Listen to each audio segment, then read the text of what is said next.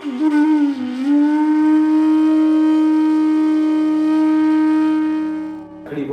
જોઈએ એવી પ્રેરણા મળી શકે.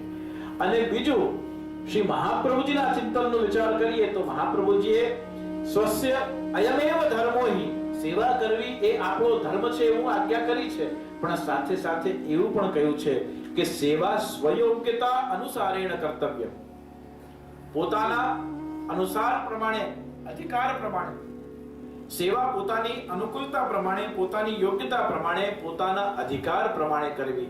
દેખા દેખી સાધે જો, છીજે કાયા પાડે રો. સેવાનું અનુકરણ અધિકાર, સામર્થ્ય અને અનુકૂળતા પ્રમાણે, સ્વયોગ્યતા અનુસારેણ કર્તવ્ય.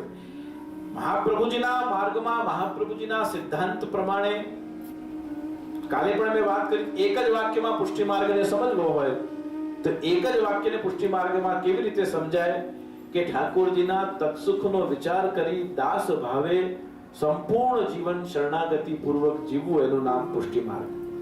આના સિવાય બીજો કોઈ પુષ્ટિ માર્ગનો સંક્ષિપ્ત અર્થ થઈ શકતો, ઓછામાં ઓછો એક જ વાક્યમાં જો અર્થ કરવો હોય તો દાસ ભાવ પૂર્વક સર્વ સમર્થ શ્રી કૃષ્ણના તત્સુખનો વિચાર કરી જીવન પર્યંત શરણાગતિનો ખ્યાલ રાખવો, આ જ પુષ્ટિ માર્ગનો સિદ્ધાંત છે.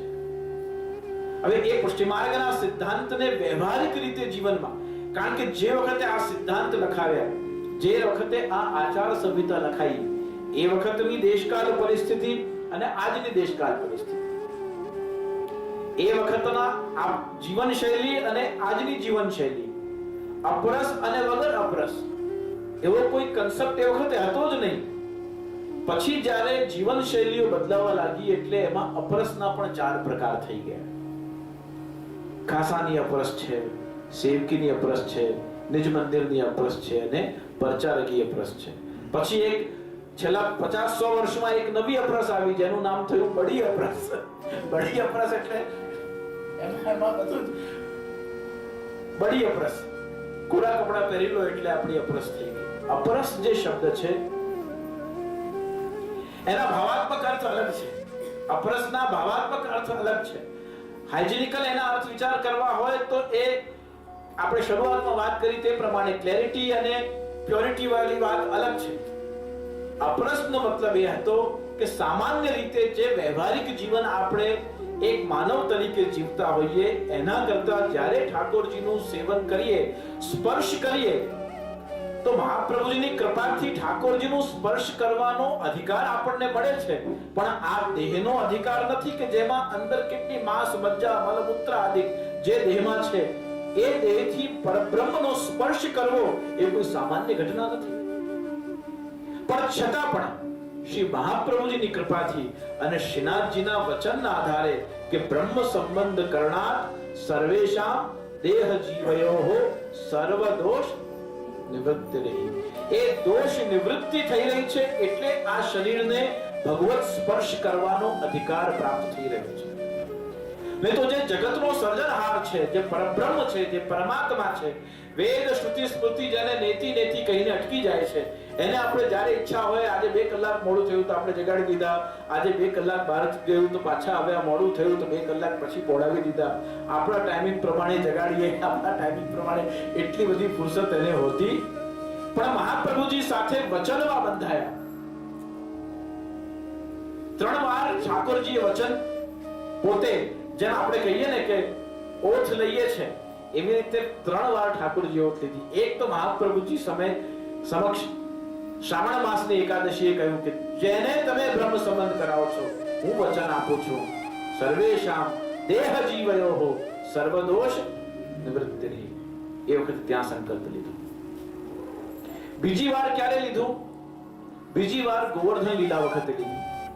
ભગવાને એક ભુજામાં ગોવર્ધન ધારણ કર્યું છે, બીજી ભુજામાં શંખ ધારણ કર્યું છે, જેમાં ઇન્દ્રની અતિવૃષ્ટિનું જલ લીધું છે. 2 ભુજાથી વેણુનાદ કર્યો છે. અને વેણુનાદ કરતી વખતે જ્યારે ઇન્દ્ર શરણાગત થઈ ગયો, ઐરાવત આવી ગયો, સાષ્ટાંગ દંડવત પ્રણામ ઇન્દ્રએ કર્યા, શરણાગતિ થઈ ગઈ. સંક્ષેપમાં એ આખું ચરિત્ર બોલતો નથી હું, પણ જ્યારે ઇન્દ્ર શરણાગત થઈ ગયો, ઇન્દ્રબાન ભંગની લીલા પૂરી થઈ, તે વખતે જે છેલ્લા શંખમાં જલ બચ્યું હતું એ જલને ભગવાને પોતાના શિયસ્તમાં લીધું અને નંદરાયજી, યશોદાજી, વૃષભાનજી, રેવતી બધાની સામે નંદ, ઉપનંદ, સુનંદ બધા જ ઉભા છે અને ગ્વાલ વાલ બ્રજભક્ત, નંદગામ, બરસાના, ગોકુલ બધા જ વ્રજના 84 લીલા સ્થળીના જીવો ત્યાં ઉપસ્થિત છે. ગોવર્ધન ઉપર બિરાજે છે, નીચે ગોવર્ધન ધારી બિરાજે છે. શંખમાં રહેલા જલને લઈને પ્રભુ વચન લેવા લાગ્યા. તસ્માત મચ્છરણમ ગોષ્ઠમ મન્નાથમ મત પરિગ્રહમ ગોપાયૈ સ્વાત્મ યોગેન સો અયમ મે વ્રત આહિતઃ. ભગવાને હાથમાં જલ લીધું, શંખનો જલ પોતાના શિયસ્તમાં મૂક્યું અને ભગવાન પોતે સોગંદ લેવા લાગ્યા, વચન લેવા લાગ્યા. સો અયમ મે વ્રત આહિતઃ. સુખદેવજી કેટલું સુંદર વર્ણન કરે છે અને શ્રી મહાપ્રભુજી પછી એનો પ્રકાશક કર્યો. જે સમૂહમાં ભેગા થઈ મચ્છરણમ અને મારા શરણાગત છે એ વાતનું ચિંતન કરે છે, જેને આજે આપણે સત્સંગ કહીએ છીએ. જેટલા પણ જે મારા શરણાગત છે, તસ્માત મચ્છરણમ ગોષ્ઠમ, જેટલા પણ મારા શરણાગત છે એ સમૂહમાં ભેગા થાય ત્યારે મન્નાથમ, જે મને પોતાનો સ્વામી ગણે, તેને મત પરિગ્રહમ, અને જે મારા ચરણોમાં પોતાનું સર્વસ્વ સમર્પણ કરી દે.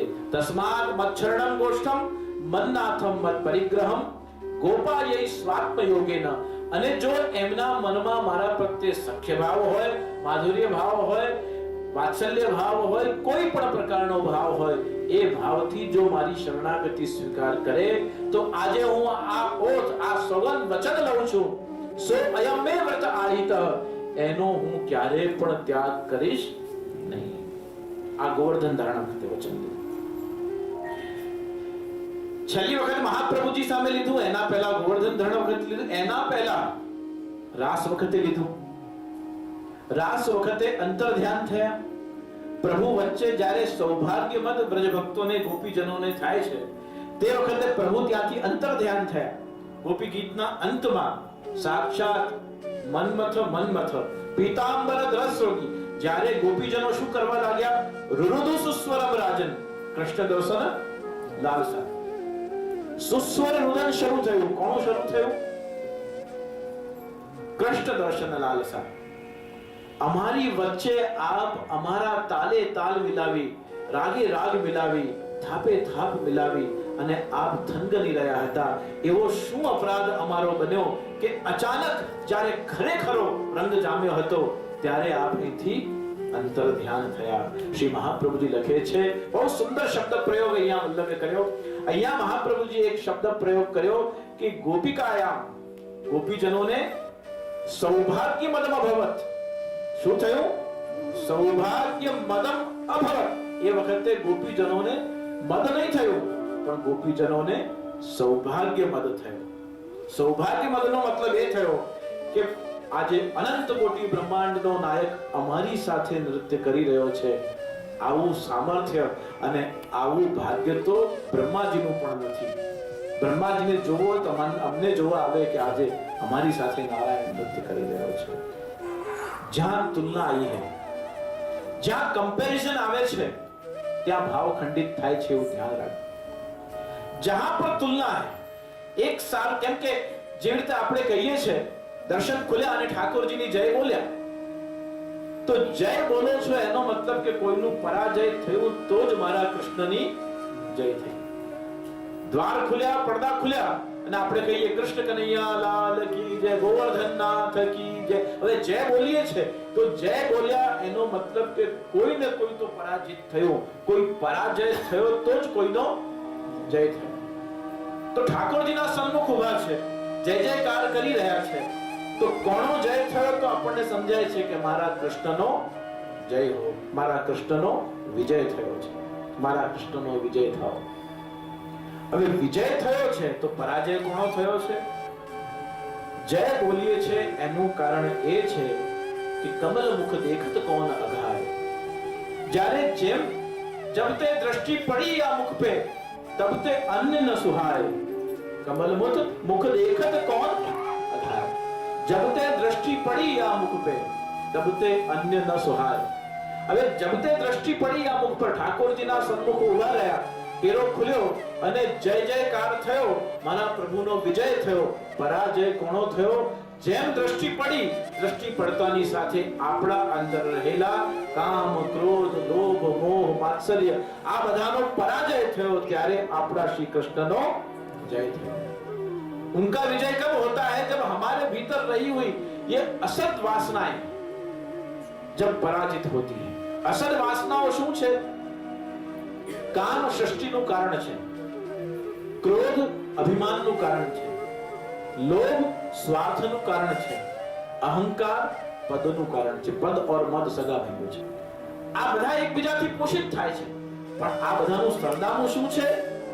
મન, बुद्धि અને ચિત્ત આ ત્રણેયમાં ટ્રાવેલ કરતા રહે છે। પણ આ ટ્રાવેલ કરતા રહે, અંદર રહે, પણ जैसे ही अनावरण हुआ, जब ते दृष्टि पड़ी આ મુખ पे અને દ્રષ્ટિ પડતાની સાથે એમનો જય થયો અને આપણા અંદર રહેલી આ અસદ વાસનાઓનો પરાજય થયો। એટલા માટે જય જયકાર થાય છે। તો ત્રીજી વખતે ભગવાન સંકલ્પ લે છે, જ્યારે રુદ્ર સુસ્વરમ રાજન ગોપી ગીતના અંતમાં કૃષ્ણ દર્શન લાલસા, કૃષ્ણ દર્શન લાલસા, જ્યારે ભગવાનના મુખારવિંદને જોવાની ટેવાયેલી ગોપીજનો જ્યારે અચાનક પ્રભુ ત્યાંથી અંતર ધ્યાન થયા છે, ત્યાંથી અદ્રશ્ય થયા છે, પછી વિવલાહ, સુખદેવજીએ શબ્દ પ્રયોગ કર્યો વિવલાહ। વિવલાહ એટલે બોલે છે ખરું, પણ શું બોલે છે એનો ભાન। કિંજલાહ, કપડા આભૂષણ બધું પહેરેલું છે, પણ કપડા ક્યાં જઈ રહ્યા છે એનું ભાન નથી, આભૂષણો ક્યાં સરકી રહ્યા છે એનું ભાન નથી। વિચલાહ, ચાલી રહી છે પણ ક્યાં અથડાય છે, ક્યાં પડી જાય છે, ચાલવાનું વિચલાહ, એ ચાલવાનું પણ એને ભાન નથી। આ પરિસ્થિતિનું કારણ પ્રભુનું અંતર ધ્યાન થવું છે। ગોપીજનોના વિરહને જોઈ શ્રી સ્વામીજીએ વિનંતી કરી। પ્રભુ કહ્યું કે આપ પધાર કર મહારાસ શરૂ કરો, અને સ્વામીજીની અધ્યક્ષતામાં, પ્રથમ મહારાસ તો પ્રભુની અધ્યક્ષતામાં હતું, પણ દ્વિતીય મહારાસ પછી શ્રી સ્વામીજીની અધ્યક્ષતા એમની નિગરાની હેઠળ શરૂ થયું, એનું નામ પછી લઘુરાસ થયો। અને ફરીવાર જ્યારે પ્રગટ થયા ત્યારે પીતાંબર ધરસ્રગ્વી સાક્ષાત મન્મથ મન્મથ પ્રગટ થયા। ત્યારે અચાનક તો બધાએ ઓળખ્યા નથી, કારણ કે જે રમઝટ શ્રી સ્વામીજી જમાવટ કરી હતી, આપણે કોઈ રાસ ગરબા જામેલા હોય અને આપણે ત્યાં મોડા પહોંચીએ અને પછી જામેલા જમાવટ થયેલી રાસમાં કે ગરબામાં આપણે સામેલ થઈ જવું હોય, તો તે વખતે ગાનાર કે નાચનારને આપણા તરફ જોવાની બહુ ફુરસત હોતી। આપણે જેમ એમાં રંગાઈ જઈએ છે અને આપણે સામેલ થઈ જઈએ છે, તો આપણે પણ એ ઉત્સવ, એ સેલિબ્રેશનનું અંગ બની જઈએ છીએ। એવી રીતે પ્રભુ પધાર્યા, પ્રગટ થયા અને સહજ રીતે એમાં શામિલ થઈ ગયા। હવે પ્રગટ થયા પછી જ્યારે પીતાંબરના દર્શન થયા છે, વેણુજીના દર્શન થયા છે, સાક્ષાત મન્મથ મન્મથ સ્વામીજી તો પ્રગટ થતાની સાથે આપની સુવાસ, સુગંધથી જ બતાવી દીધું કે આપ પધારી ચૂક્યા છે। ધીમે ધીમે એ સુવાસ ફેલાતી ગઈ, અને જેમ એ સુવાસે પ્રભુના સામર્થ્ય જેમ એક સર્કલ પૂરું કર્યું અને પ્રભુ વચ્ચે પધાર્યા, અને વચ્ચે પધારીને ગોપીજનોને શુભાશીર્વાદ આપતા સંકલ્પ કર્યો કે જે તમને સૌભાગ્યમદ થયું, એના પછી આપણને ક્યારે પણ કોઈ પણ ભગવદ અપરાધ બન્યો હોય કે ભગવદ દોષ બન્યો હોય, શ્રી મહાપ્રભુજીએ કહ્યું કે પ્રાયશ્ચિતથી, પ્રાયશ્ચિતના ભાવથી મોટું બીજું કોઈ પણ પ્રકારનો અપરાધ નિવારણ મંત્ર નથી। ઠાકોરજીની સામે આવું ન બોલાય, ઠાકોરજીની સામે આ પહેરીને ન જવાય, ઠાકોરજીની સામે અહીંયાથી આવી રીતે સ્પર્શ ન થાય। એક ડિસિપ્લિન હોય છે। આને પ્રોટોકોલ કેવું યોગ્ય નથી, પણ આને સ્વધર્મ કેવું વધારે યોગ્ય લાગે છે, સેલ્ફ ડિસિપ્લિન કેવું વધારે યોગ્ય લાગે છે। આપની પાસે એક ઇન્વિટેશન આવે કે એ ઇન્વિટેશનમાં પ્રેસિડેન્ટ ઓફ ધ કન્ટ્રી આવવાના હોય અને આપ પણ ઇન્વાઇટેડ હો, તો એક ડિસિપ્લિન છે કે એ સભામાં જેને આપના આમંત્રણ મળ્યું છે એમાં પ્રેસિડેન્ટ આવવાના છે, એટલે એમાં લખેલું જ હોય કે કે ઓનલી ફોર્મલ્સ આર એલાઉડ અને જે કંઈક અહીંયા લખાતું હોય એ ડિસિપ્લિનને કેવી રીતે આપણે મેન્ટેન કરીએ છીએ. એક રાષ્ટ્રપતિ આવવાના હોય તો કેટલા બધા ડિસિપ્લિનને આપણે પાલન કરવું પડતું હોય છે. તો જ્યારે જગત પિતા આવતું હોય, આ પેલા તાનસેન અને અકબર જેવી વાત છે. अकबर ने पूछा तो कि मियां तानसेन आप इतना सुंदर सुरीला गाते हैं, आपका गुरु कितना सुंदर गाते होंगे, उनको दरबार में पेश किया जाए. જ્યારે તાનસેન ને એવું કહ્યું ત્યારે એને હાથ જોડીને કહ્યું કે झांपना आपका आदेश है आंखों पर, लेकिन मेरे गुरु हर किसी के यहाँ जाकर ऐसा गाना गाते नहीं है. तो उनको कैसे सुना जाए? अगर उनको सुनना है तो वो जहां मौज आई और गाते हैं वहां जाकर ही सुन सकते हैं. अच्छी बात है. कहां जाएंगे? तो कल सुबह सूर्योदय से पूर्व जहां आपको मेरे साथ आना होगा और लोक वेश धारण करना होगा. દુનિયાનું સામાન્ય વેશ ધારણ કરવું પડશે. અને બંને ઘોડા પર નીકળ્યા અને માન સરોવરના કાંઠે સવારે બ્રહ્મ મુહૂર્તમાં સ્નાન કરી તાનસેનના ગુરુ સ્વામી હરિદાસ સ્નાન કરી ઉપવસ્ત્ર નિચોડી રહ્યા હતા અને નીચવતા એમને રાગ માલકોસમાં તાન છેડી અને તાન છેડતાની સાથે વૃક્ષની ઓટમાં ઉભેલા તાનસેન અને અકબર બંને જણા સ્તબ્ધ થયા અને ગાતા હરિદાસ સ્વામી તો એમના પાછા કુટીર તરફ ગયા. પણ તાનસેન હોશમાં આવી ચૂક્યો, પણ બાદશાહ સલામતે એવી રીતે એ ઝાડને પકડી રાખ્યું છે કે એનાથી એ પકડ છૂટતી નથી. એટલું બધું એ સ્વર, એ આંદોલન, એ વાણી અને એના પ્રવાહને જોઈને સ્તબ્ધ થયા. તે સમયમાં જ્યારે હરિદાસ સ્વામી નીકળી ગયા, હવે तानसेन ने बादशाह ने कहा कि अब वापस फतेहपुर सीकरी का लौटने का समय हो गया, जहां अपना वापस जाना होगा, जो नील उग गया तो हमको पहचान जाएंगे लोग. बादशाह कहूं कि चालो निकलिए. बहु मन ने समझावी. बादशाह घोड़ा पर बैठा सीकरी पहुंची पण गया. महलनी सामे उतर्या. महलना द्वारमा प्रवेश करे, घोड़ा परथी उतरे અને જેમ तानसेन આગળ જવા लाग्या, बादशाहे हाथ पकड़ीने पूछ्યું कि मियां तानसेन ये बताइए कि आप को इतने सालों से सुनते हैं, आज जैसा रोमांच हुआ ऐसा रोमांच आज से पहले आपके गुरु को सुन के जो रोमांच हुआ ऐसा आज से पहले कभी नहीं हुआ. तो आप भी मालकों सुनाते हैं, उस मालकों का असर हम पर आज तक क्यों नहीं हुआ? त्यारे तानसेन ने कहा कि गुस्ताखी माफ हो झांपना, फर्क सिर्फ इतना है कि मैं दिल्लीश्वर के लिए गाता हूं और मेरे गुरु जगदीश्वर के लिए गाते हैं. मैं आपको प्रसन्न करने के लिए गाता हूं और वो किसी और को प्रसन्न करने के लिए गाता. જ્યારે પાછા ભગવાન પ્રગટ થયા છે ત્યારે તાસામ આવિર્ભૂત છૌરી, ભગવાન જ્યારે રાસમાં ફરીવાર પ્રગટ થયા તે વખતે પ્રગટ થઈને શ્રી ઠાકોરજીએ ગોપીજનોને જે વિપ્રયોગ થયો હતો, રુરુદુ સુસ્વરમ રાજન, એક રુદન તે એ હોય કે પોતાની કામના કોઈક પોતાનો નિકટતમ વ્યક્તિ ગયો અને આપણને રડવું આવી જાય, એ લૌકિક રુદન છે. ઘરમાં ચોરી થઈ ગઈ, રડી પડ્યા, લૌકિક રુદન છે. દેહમાં વેદના થઈ અને આંખમાં આંસુ આવી ગયા, એ લૌકિક રુદન છે. કોઈ એવી વ્યક્તિ જેનાથી ક્યારે આપણને એવો અંદાજ ન હોય અને એ જાહેરમાં આપણને ચાર શબ્દ કહી ગયું, મન પર ચોટ લાગી, રુદન થવા લાગે. સુરેશ ભાઈ દલાલે બહુ સુંદર કોઈ જગ્યાએ લખ્યું છે કે કોઈના દુઃખમાં દુખી થવું બહુ સહેલું છે. કોઈનું બેસનું હોય, કોઈનું કઈ હોય, કોઈનું કઈ અશુભ થયું હોય, કોઈના દુઃખમાં જવું હોય, સફેદ કપડા પહેર્યા, અડધો કલાક બેઠા, પાછા ઘરે આવ્યા, કપડા બદલી કામે જતા.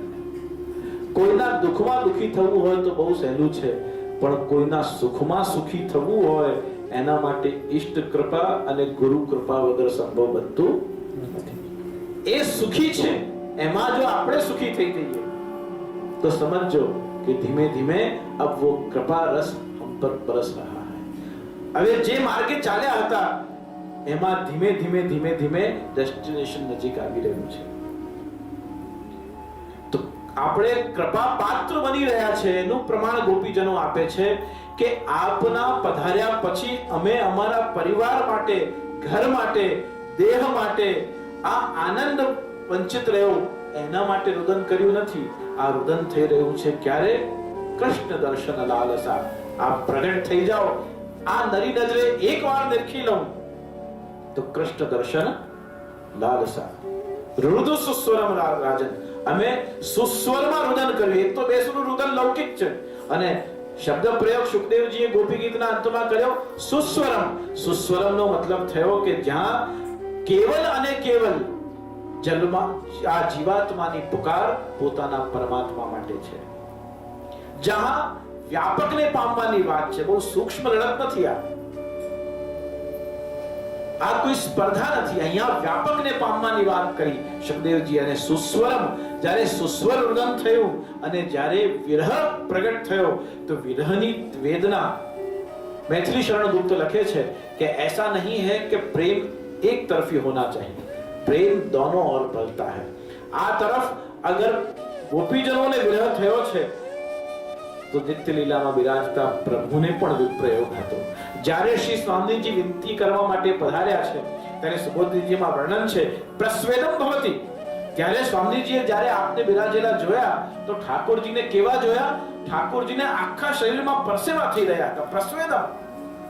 સ્વામીજી પૂછ્યું કિમેતર, આવી દશા આપને કોણે કરી? ત્યારે કહેવા લાગ્યા કે સૌભાગ્ય મદે કરી. ગોપીજનોને સૌભાગ્ય મદ થયું, મારે છોડીને આવી જવું પડ્યું અને એમને વિપ્રયોગ થઈ રહ્યો છે એ ત્યાં બેઠા બેઠા મને પણ સહન થતું નથી. પ્રેમ દોનો ઓર બનતા અને એ પ્રેમ ફરીવાર પુનઃ રાસમાં શ્રી ઠાકોરજીનું પ્રાગટ્ય કરાવે છે. જ્યારે પ્રગટ થયા તે વખતે ત્રીજી વાર, પહેલી વાર બ્રહ્મ સંબંધ વખતે આજ્ઞા કરી, બીજી વાર ગોવર્ધન લીલામાં આજ્ઞા કરી અને ત્રીજી વાર રાસના અંતમાં પ્રભુ કહેવા લાગ્યા કે જેમણે જેમણે મારા તાલે તાલ મિલાવી, મારા થાપે થાપ મિલાવી અને કદમે કદમે તાલ મિલાવી, જેમણે જેમણે આ મહારાસમાં સહભાગી થયા છે, નૃત્ય કર્યું છે, એમનો સાથ અને એમના પુનર્જન્મની સમસ્ત જિમ્મેદારી હું ધારણ કરું છું. હાસ્યામૃત, ગોકુલનાથજીના હાસ્યામૃતમાં કોઈ જગ્યા આવે છે કે આ રાસ વખતે જે પ્રભુએ વચન વહન કર્યું, વચન ધારણ કર્યું, એને પછી ઠાકોરજીએ કેવી રીતે પૂર્ણ કર્યું? એમને પછી શ્રી ઠાકોરજીએ જ્યારે 84 વૈષ્ણવો, જ્યારે અષ્ટસખા, જ્યારે 252 વૈષ્ણવોને ફરીવાર જ્યારે સારસ્વત કલ્પની લીલાને શ્રી મહાપ્રભુજીના સમયમાં એને પ્રચલિત કરવાનો સમય આવ્યો ત્યારે ફરીવાર એ રાસના જે ગોપીજનો હતા એમને પુનઃ એ શ્રીઅંગની પ્રાપ્તિ કરાવવા માટે ફરીવાર શ્રી મહાપ્રભુજીના કાળમાં શ્રી મહાપ્રભુજીના સેવક તરીકે ભૂતલ પર અવતરિત કર્યા. આપણે ત્યાં પ્રસંગો છે, देखो दिवस रिवर सुतोक सखा, दिन की लीला में सुतोक सखा और रात्रि लीला में चंद्रभागा सखी. બંને પ્રકાર આપણે ત્યાં વાર્તા સાહિત્યમાં दिन की लीला में ये આ दिन और रात की लीला में આ બંને સ્વરૂપ ધારણ કેવી રીતે કરી શક્યા? કારણ કે રાસ વખતે જે વચન આપ્યું હતું તે સારસ્વત કલ્પની ભગવદ લીલાને શ્રી મહાપ્રભુજીના સેવક તરીકે પ્રગટ કરી, 84 અષ્ટસખા અને 252 તરીકે પ્રગટ કરી અને એ જ લીલાનું, એ જ શ્રીઅંગનું, એ જ રાસનું અને એ જ સાનિધ્યનું સુખ આ સારસ્વત કલ્પની લીલાને કલિકાલમાં શ્રી મહાપ્રભુજીના સેવક તરીકે શ્રી ઠાકોરજીએ પૂર્ણ કરી છે. તો આ પ્રકારે શ્રી મહાપ્રભુજીએ આ માર્ગની રચના વેદ, બ્રહ્મસૂત્ર, ગીતા અને ભાગવતજીના આધારે કરી એના રહસ્યને ઉદ્ઘાટિત કર્યા. સાર સ્વરૂપે, ગીતાના સાર સ્વરૂપે, આ ભાગવતજીની વાત છે, ગીતાના સાર સ્વરૂપે જો સમજી લઈએ, એક જ વાક્યમાં સમય થઈ રહ્યો છે. મામેકમ શરણમ વ્રજ સર્વ ધર્માન પરિત્યજ્ય મામેકમ શરણમ વ્રજ. મહાપ્રભુજીને થયું કે જ્યારે ભગવાન સ્વયં કહી રહ્યા છે કે તું તારા બધા ધર્મ છોડ, આંખને જોવાનો ધર્મ છે પણ એ દ્રષ્ટિ સાથે તું વિવેક પ્રગટ કરી લે. શું જોવું શું ન જોવું એ આંખના જોવાના ધર્મની સાથે વિવેક પ્રગટ કરી લે. મુખનો ધર્મ છે ખાવું, સ્વાદ ગ્રહણ કરવો અને બોલવું, પણ એ મુખના ધર્મની સાથે વિવેક પ્રગટ કરી. વિવેકસ્તુ હરિસર્વમ નિજેચ્છાત કરીશ. તું એ મુખ સાથે, મુખનું ધર્મ સ્વાદ ગ્રહણ કરવું અને બોલવું છે તો એમાં વિવેક પ્રગટ કરી લે. શું ખાવું શું ન ખાવું, શું બોલવું શું ન બોલવું, આ વિવેક જાગી જાય તો મુખનું જે ધર્મ છે એની સાથે વિવેકની પ્રાપ્તિ થઈ ગઈ. એટલે કે ધીમે ધીમે શરણાગતિનો માર્ગ આગળ વધવા લાગ્યો. તો શ્રી મહાપ્રભુજી કહ્યું કે જો ભગવાન સ્વયં કહેતા હોય કે મામેકમ શરણમ વ્રજ, તો પછી પ્રત્યેક જીવાત્માએ ક્ષણે ક્ષણે એક જ સ્મરણ રાખવા જેવું છે, શ્રી કૃષ્ણ. ગીતાના એક વાક્ય ઉપરથી મહાપ્રભુજીએ જીવન મંત્ર આપી દીધું. ભાગવતજીની વાત કરી, ગીતાની વાત કરી, બ્રહ્મસૂત્ર અથાતો બ્રહ્મ જિજ્ઞાસા, બ્રહ્મસૂત્રનો પ્રારંભ. અથાતો બ્રહ્મ જિજ્ઞાસા. જિજ્ઞાસા શાસ્ત્રો માટે હોઈ શકે, ક્યુરિયોસિટી આપણને દરેક વિષય માટે હોઈ શકે. બ્રહ્મ કહીએ છીએ તો વાય બ્રહ્મ, વાય નોટ ઈશ્વર, વાય નોટ પરમાત્મા, why not Narayan, why not Hari? બ્રહ્મ કેમ? તો બ્રહ્મની બહુ જ વિસ્તારપૂર્વક ચિંતન થઈ શકે. પણ જિજ્ઞાસા શબ્દને મહાપ્રભુજીએ પકડી. અથાતો બ્રહ્મ જિજ્ઞાસા. જિજ્ઞાસા શબ્દને મહાપ્રભુજીએ ગ્રહણ કરી અને કહ્યું કે મહાત્મ જ્ઞાન જિજ્ઞાસા છે, તો આપ મહાત્મ્ય જ્ઞાનને પહેલા સમજો. જ્ઞાન બ્રહ્મ સત્ય છે કે મિથ્યા છે, જીવ સત્ય છે કે અનિત્ય છે, જગત સત્ય છે કે અસત્ય છે, ये ज्ञान की बात मत करो. आप तो महात्म ज्ञान की बात करो कि કૃષ્ણ મને કેમ મળે, ક્યારે મળે, કેવી રીતે મળે. આ મહાત્મ જ્ઞાન છે. તો ગોપિકા ગૌરવ પ્રોક્તા, જેવી રીતે ગોપીજનોને મળ્યા, જેવી રીતે નંદ યશોદાજીને મળ્યા, જેવી રીતે વ્રજ ભક્તોને મળ્યા, જેવી રીતે અર્જુનને મળ્યા, જેવી રીતે સુદામા શ્રીદામા સુતોક સુબાહુને મળ્યા, એવી રીતે પ્રભુ कब देखोगे मेरी ओर हे नागर नंद किशोर, विनती करत भयो भोर, हम चितवत तुम चितवत नाही, मेरे कर्म कठोर, हे प्रभु. अथातो ब्रह्म जिज्ञासा. जिज्ञासा पूर्वक प्रभुना સ્વરૂપને આપણી સાથે જોડીને કઈ રીતે જોઈ શકાય, એનું જ નામ બ્રહ્મસૂત્ર છે.